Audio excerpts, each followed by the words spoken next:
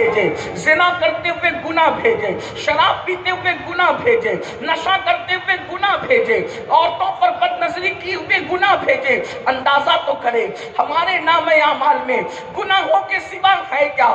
آئیے قیامت جب قائم ہوگی اور ضرور ہوگی، مگر بزرگوں نے فرمایا جب انسان کو موت آتی ہے اس کی قیامت اسی وقت قائم ہو جاتی ہے، اس اعتبار سے کہ اب وہ اپنی آخرت کی تیاری نہیں کر سکتا۔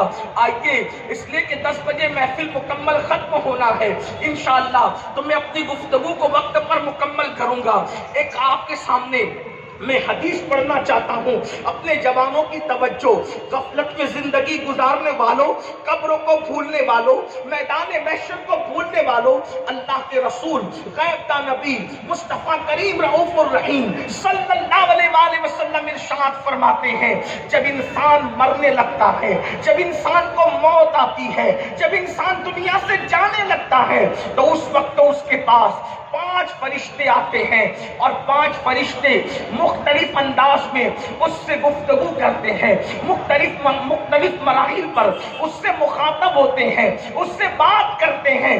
آئیے وہ 5 فرشتوں کی صدا کیا ہے میں آپ کے سامنے حدیث پاک کی روشنی میں پیش کرتا ہوں، ذرا توجہ کرنا۔ یاد رکھو میرے بھائی، دنیا میں کون رہا جو ہم رہیں گے؟ یہ دنیا سرائے فانی ہے، جگہ جی لگانے کی دنیا نہیں ہے، یہ عبرت کی جا ہے، تماشا نہیں ہے۔ جوانی کے غرور اور گھمنڈ میں خدا کے غضب کو چیلنج کرنے والوں، جوانی کے نشے میں خدا کے دین کو پیٹ کے پیچھے ڈالنے والوں، ایک وقت وہ آئے گا جب موت کی تلوار جو انسان کے سر پہ لٹک رہی ہے، انسان کی روح اور جسم میں وہ جدائی پیدا کرنے کے لیے آئے گی۔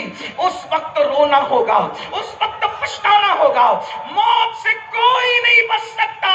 میرا اللہ فرماتا ہے اینما تکونوا یدرککم الموت ولو کنتم فی بروج مشیدہ، اگر مضبوط دلوں میں جا کر کے چھپ جاؤ گے تو وہاں بھی تمہیں موت آ کر کے رہے گی۔ اللہ اکبر، موت نے آنا ہے، ہم نے آخرت کو بھلا دیا، آخرت کو فراموش کیا، اسی لیے گناہ پر جری ہو گئے، جھوٹ بولتے ہیں، جھوٹ کو گناہ بھی نہیں سمجھتے، جرائم کرتے ہیں، جرائم کو گناہ بھی نہیں سمجھتے۔ آئیے اللہ کے رسول صلی اللہ علیہ وآلہ وسلم کا فرمان سنیے اور سوچئے ہمیں کس گھاٹی سے گزرنا ہے، کس منزل سے گزرنا ہے جسے موت کہتے ہیں۔ موت وہ کیسی گھاٹی ہے، وہ کیسی گھاٹی ہے، اس کا حال کیا ہے؟ آئیے پہلے تو میں آپ کے سامنے یہ عرض کروں کہ موت آتی کیسے ہے، موت کیسے آتی ہے۔ لوگ سمجھتے ہیں انسان بستر پہ پڑا بڑا سکون سے مر رہا ہے، میرے بھائیو اللہ اکبر، اتنے سکون سے انسان نہیں جاتا جتنے سکون سے وہ بستر پہ پڑا رہتا ہے۔ یہ اللہ کی حکمت ہے، ہاتھوں سے، پیروں سے، زبان سے میرا اللہ طاقت چھین لیتا ہے۔ اگر اللہ لوگوں کی طاقت ہاتھ پیر کی نہ چھینے تو جب جانور ذبح ہوتا ہے تو وہ کس طرح تڑپتا ہے، اس سے زیادہ انسان تڑپے۔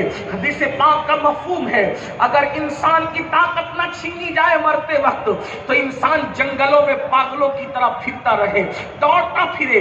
انسان کی کیفیت یہ ہو، آؤ ذرا جس گھاٹی سے گزرنا ہے جسے موت کہتے ہیں، مسلمان ہو کر بھی دین کو پیٹ کے پیچھے ڈالا ہے، مسلمان ہو کر بھی اللہ کے دین کو بھلا دیا ہے، مسلمان ہو کر بھی آخرت کو فراموش کر دیا ہے۔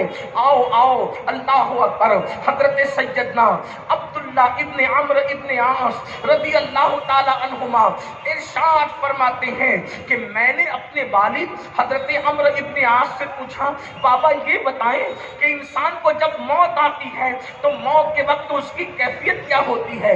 تو حضرت عمرو ابن عاص فرماتے ہیں اللہ اکبر، جیسے انسان زمین اور آسمان کو سمیٹ کر انسان کے سینے پہ رکھ دیا جائے تو کتنا بوجھ محسوس ہوگا، اس طرح کا بوجھ انسان کو موت کے وقت محسوس ہوتا ہے۔ عمرو ابن عاص ارشاد فرماتے ہیں اللہ اکبر، میرے بیٹے عبداللہ، جب انسان کو موت آتی آتی ہے تو یوں لگتا ہے کہ جیسے وہ ناک سے سانس نہیں لے رہا ہے بلکہ سوئی کے ناکے سے سانس لے رہا ہے. انسان کی کیفیت یہ ہوتی ہے. اور پھر فرماتے ہیں میرے بیٹے عبداللہ تو موت کی کیفیت پوچھ رہا ہے. اگر کسی انسان کے پیٹ میں ببول کا درخت اگا دیا جائے اور اس کو نیچے سے کوئی طاقتور انسان کھینچے تو اس وقت انسان کی کیفیت کیا ہوگی؟ اسی طرح انسان کے جسم کی کیفیت ہوتی ہے.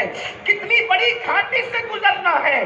کانوں میں ایئر فون لگا کر گانوں سے جھومنے والوں، اللہ کے خوف میں رونے کی بجائے ہیرو ہیروئن کی جدائی کے مناظر دیکھ کے رونے والوں، اپنی موت کو یاد کر کے، موت کی تکلیف کو یاد کر کے اللہ کے خوف سے آنسو بہانے کی بجائے ڈراموں کو دیکھ کر رونے والوں، کبھی تصور تو کیا ہوتا یہ وہ حقائق ہیں جس کو فراموش نہیں کیا جا سکتا، یہ وہ حقائق ہیں جن کو بلایا نہیں جا سکتا.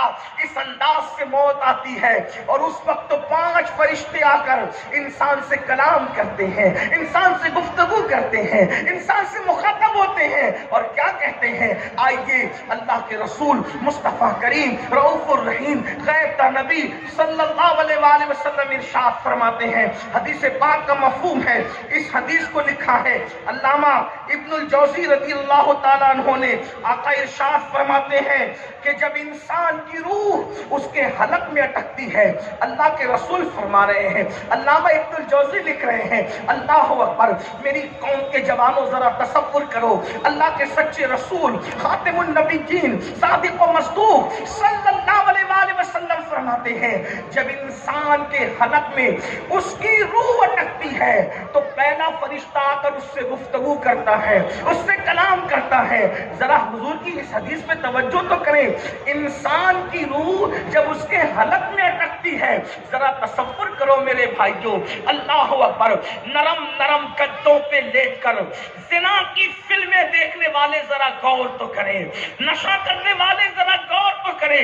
حلق کے اندر روح اٹکتی ہے، روح. کبھی سوچا مچھلی کا کانٹا حلق میں پھنس جائے تو کیا کیفیت ہوتی ہے؟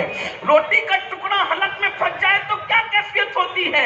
اللہ اکبر، جو حلق مچھلی کا کانٹا اور بڑے لقمے کا پھنسنا برداشت نہ کر سکے، جب اس کے اندر روح اٹکتی ہوگی تو انسان کی کیفیت کیا ہوتی ہے؟ اور اللہ کے رسول نے فرما دیا، حضور نے جو کہہ دیا وہ حق ہے، اس سے نہ کم ہو سکتا ہے نہ اس سے زیادہ ہو سکتا ہے. اس لیے کہ کائنات میں سب سچوں میں سب سے بڑا سچا خدا کی مخلوق میں کوئی ہے تو وہ آمنہ کے لال مصطفیٰ جان رحمت ہے. حضور اتنے سچے ہیں کہ ان کے سچا ہونے کی گواہی ان کے دشمن بھی دیتے نظر آتے ہیں. اتنے سچے رسول. اللہ اکبر. فرماتے ہیں جب انسان کے حلق میں اس کی روح اٹکتی ہے تو پہلا فرشتہ آ کر اس کو پکار کر کہتا ہے، اے آدم کے بیٹے، تیرا طاقتور بدن کہاں گیا؟ فرشتہ اس سے مخاطب ہو کر کے کہہ رہا ہے، آدم کے بیٹے، یہی بدن پر غرور کرتے ہو نا، اسی جسم پر گھمنڈ کرتے ہو نا. اللہ کا فرشتہ آ کر کے کہتا ہے، آدم کے بیٹے، تیرا طاقتور جسم کہاں چلا گیا؟ اور اس کے بعد وہ فرشتہ پکار کر کہتا ہے، آج تو کتنا کمزور ہے، کتنا کمزور ہے آج تو. کہاں گئی تیری فصیح زبان؟ جس زبان کو تو چر چر چلاتا تھا وہ تیری زبان کہاں گئی؟ اور اس کے بعد کہتا ہے، آج تو کتنا خاموش ہے. اللہ اکبر. فرشتہ کہتا ہے، آج تو کتنا خاموش ہے. تیرے عزیز و اقربا، تیرے گھر والوں نے تجھے کہاں چھوڑ دیا؟ تجھے تنہا چھوڑ دیا، تجھے اکیلے چھوڑ دیا. فرشتہ اس سے گفتگو کرتا ہے، طاقتور جسم کہاں گیا؟ چر چر چلنے والی زبان کہاں گئی؟ آج تو کتنا چپ ہے، خاموش ہے. اور انسان کتنا خاموش ہوتا ہے مرتے وقت؟ آنکھوں سے ٹک ٹکی باندھ کر بس سب کو دیکھتا ہے.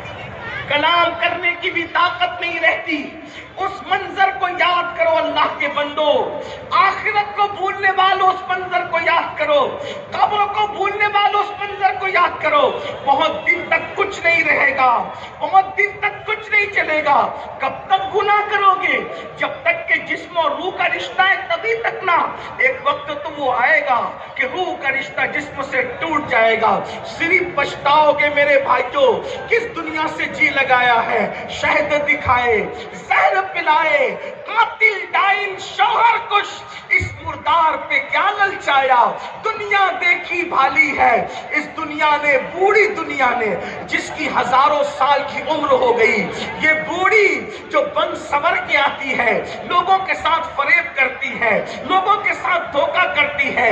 اگر اس دنیا نے بن سور کر فرعون کو نہ ورگلایا ہوتا تو اس نے خدا ہونے کا دعویٰ نہ کیا ہوتا.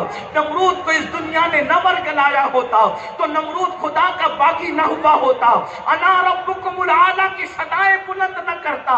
اللہ کے بندو, ان کے تخت کہاں گئے, ان کے تاج کہاں گئے, ان کے غرور کہاں گئے, ان کے گھمنڈ کہاں گئے, کہاں گئے ان کے محلات. اللہ کے بندو وہ بادشاہ تھے, آپ اور ہم تو بادشاہ بھی نہیں ہیں. خدا کو بھول رہے ہو, آخرت کو بھول رہے ہو. نہیں نہیں, یہ مسلمان کی شان نہیں. جب مرو گے نزا اور سکرات کا عالم ہوگا, روح حلق میں اٹکے گی تو پہلا فرشتہ کہے گا کہاں ہے تیری طاقت, کہاں ہے تیری قوت, کہاں ہے تیری زبان. آج تیرے رشتہ داروں نے, اقربا نے, عزیزوں نے تجھے تنہا چھوڑ دیا. اس وقت انسان کتنا بے بس ہوگا. فرشتہ کہتا ہے آج سب نے تجھے چھوڑ دیا, سب چھوڑ دیا. بیوی چھوڑ دے گی, بچے چھوڑ دے, سب چھوڑ دے. کون آتا ہے ساتھ؟ کوئی نہیں آئے گا.